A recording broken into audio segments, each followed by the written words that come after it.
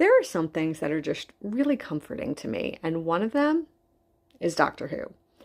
Watching Doctor Who is like the equivalent of comfort food for me, and it gives me a lot of hope and really, it feeds my soul in a good way. So I started rewatching Doctor Who from the relaunch, not the old school Doctor Who, but like from Chris Eccleston on. I'm starting to rewatch them. And what I want to do is I want to come here and share a nugget, a tidbit, a thought, like something from each episode that either I really resonated with, I really enjoyed, or really made me go, or like got my brain wheels spinning where I want to like think about it and learn more, or gets me really curious. So that's what we're going to do. So today, start at the beginning. Episode 1, Season 1, Rose.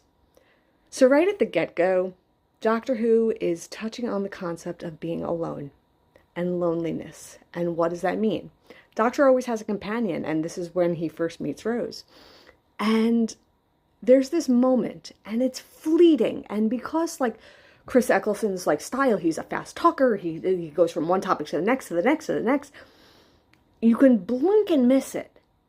But there's this moment where he's talking to Rose about sort of like the plastic, because it's like these mannequins that came to life. And he's talking to Rose about what's going on. And she asks him, like, who else knows about this? And he's like, no one. And she's like, you're alone?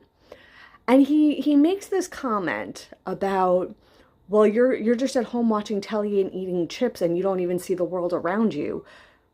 Who's alone? And something to that effect. That's not the exact quote, but it makes you think, like, what does it mean to be alone? You know, you could be surrounded by people, you could be doing your own thing and still feel so totally lonely. Or you could be physically alone and not feel lonely at all. It was this very fleeting moment in this episode, but it was so poignant. And it really encapsulates so much more of what's to come. But for me, I'm an introvert. I like my solitude, but I don't feel lonely in it.